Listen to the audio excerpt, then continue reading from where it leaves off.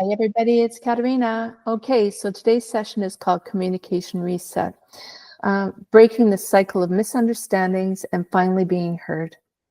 So today, I want to welcome you. I want to welcome all of you beautiful souls that have decided to join me here. Whether you're listening to this on social media or you're in one of my programs, you're in the right place.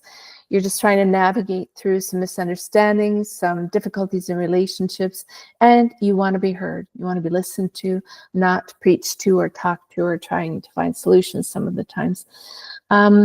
It's about creating and nurturing relationships as you go and learning how to do it well, really, really well. So my name is Caterina Barregar, and I'm a relationship transformation coach who has been working with empaths, intuitives, and highly sensitive people, along with most of the population of the world who are not those things. Although I have to tell you, most people have parts of that in them. And so I've worked with them since 2011. So it's been a minute, and I've really, truly enjoyed all of that. And I'm continuing to build on what I know and to share more of what I know. During these difficult times, it's so important for me to be able to offer you things so that while the economy may not be at its strongest, you still have access to what it is that I can share with you.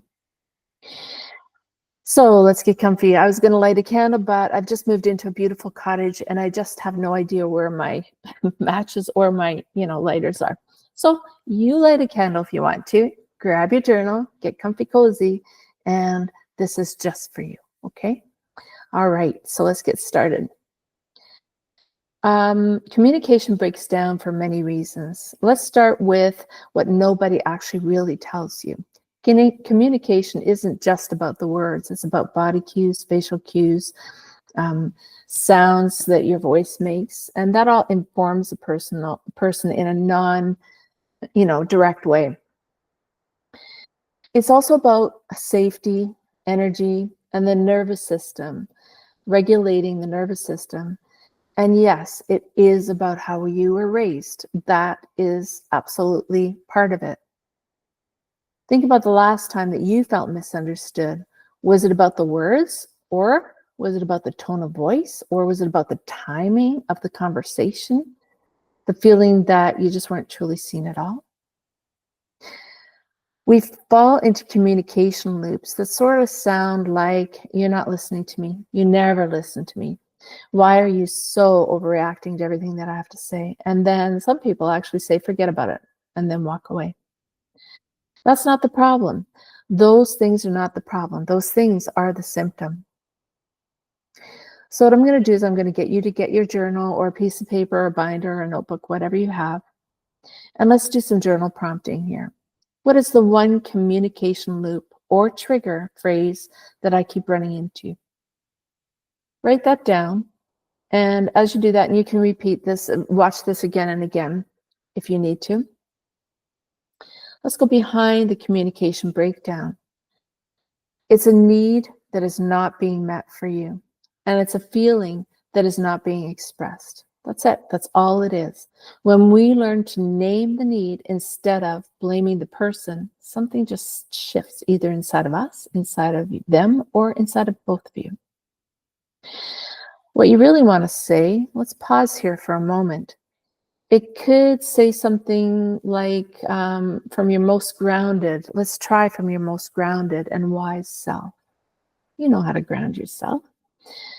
What would you say to that person in your life? Maybe it's something like, I just want to feel safe when I speak to you. I want to know that you're listening with your heart, not just with your ears. That kind of honesty doesn't come easily, but it can be learned for sure. That's what creates emotional intimacy in people. So let's try more questions here.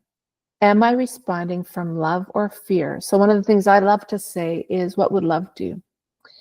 When you're going through something with somebody and you're not getting the reaction or the response that you expected, which we can talk about in another video, then things happen that create fear, and they create all kinds of different feelings that aren't necessary.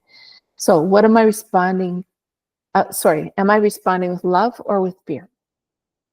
The next one is, what do I really want them to understand? That's an important one. What emotion am I actually trying to have understood? So what you want to do is you want to create a pause. And you want to respond once you have paused, just for a moment. It can just be a split second even, to ground yourself. So you want to respond, not to react. I know it's really easy to react. I do it too. I still do it to this day, but I'm getting so much better at reframing it, and so are all of my clients. It's not easy, but it's not difficult either. So the easiest words to say are, can we come back to this in a few minutes? Or I'm just going to step out for a minute and I'll be right back. And that way you can get a moment to just kind of clear your head and clear your thoughts and come back. There's nothing wrong with that. The point is to come back in a level-headed, grounded way. And I know sometimes that's really hard when people are super angry with each other. That's okay. Take that pause. So, speaking so that you'll be heard. To be heard, you have to speak from the inside out, not from defense, but from clarity. So before you even start that conversation, you want to have a clear way of communicating it. I teach people that all the time. I help them by having them write down what they might want to say, and then I help them further by getting them to scale it on a scale of 1 to 10. How good is that piece? And then we reframe it, and I help them to rewrite what they might say. And then they get to practice that, and they come back with a positive response. So needs-based languaging is like this, okay? You never support me. Instead, you can try saying something like, I feel overwhelmed and I just need some support right now. That's a really positive way of reframing the conversation. Instead of saying, you always make me feel small, why don't you try, when that happened, I felt dismissed. What I really needed in that moment was reassurance. It's not about blame, it's about the truth. People get that mistaken quite often. Here's another mini journal prompt that you can use. Where do I blame when I really need to be honest about what I feel or need? Where do you blame? Write that down and really think about it. It's a tough one to answer. One of the biggest myths is that communication only works if both people show up perfectly. Well, that's not true. Here's the truth.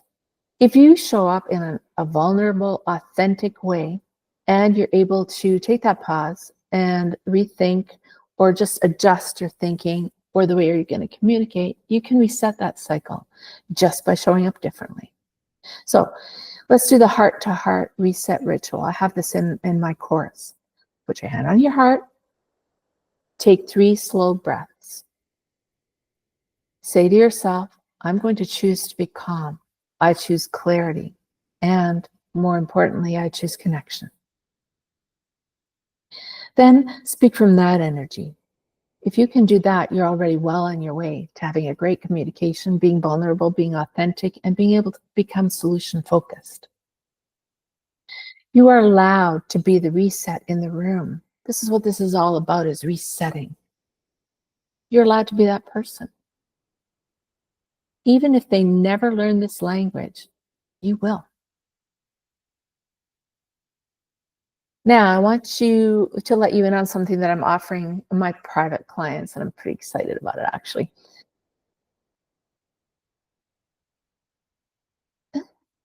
I'm really hoping that worked. Oh my goodness. Okay. I'm really excited about this piece. So I just wanted to let you know about this. It's the power of voice-based reflection. Okay. So this is a Voxer shift. I don't know if you know about Voxer, but I'll tell you a little bit about it. It's a method that I use with clients through voice notes, helping them to process difficult moments in real time. You can create your own version of this. Open a voice recorder app or just your journal with your voice, okay? Speak freely. Here's what I wish I had said. Then listen back from a place of compassion. So if you're recording yourself or you're writing it down, I wish I had said, ... whatever it is you wish you had said. And if you're recording it, great. Listen back from a place of total compassion. Your voice deserves so much to be heard, even by you, because when you listen to yourself or when you read back what you just said, it makes a big difference and it can give you such great aha moments. Try to do this once a day and you'll bring back some kind of, you're going to reclaim your voice in powerful and loving ways. Let's breathe together. Inhale. I am allowed to take up space. Exhale. I release the need to be perfect. Inhale. I speak from love. I speak with love. Exhale. I create space for healing. Now repeat after me. I am worthy of being heard. My voice matters. And I choose conscious connection. If any of this resonated with you at all, here are a few ways to go deeper, and I'll put them in the comments. Download the Relationships That Work 7-Day Reflection Journal. I'll leave it in the comments. Join Relationships That Work Facebook community. It was started as a private group. I can't change it to public. That's okay. Just join me anyway. And then book a complimentary session with me. I've got the schedule that I'm going to add here. Try my Voxer support offering. Voice-based private coaching for individual support in real time. You can DM me for that, and you can email me for that if you need to. You're not broken, guys. You are not broken. Your communication style is not a flaw. It's a starting point. It has so much to do with how you were brought up. It has so much to do with communication styles, emotional intimacy. It has to do with attachment styles, and so many, many things. So from my heart to yours, I really hope that you take this in and that I hear from you, because I know how to help you and I know you're ready, because you wouldn't be here otherwise. Have a great rest of your day and take good care.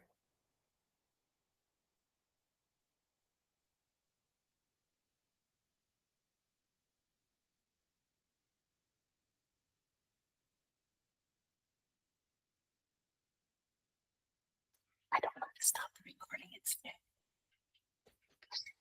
there. Okay. Oh, here we are. There. See ya.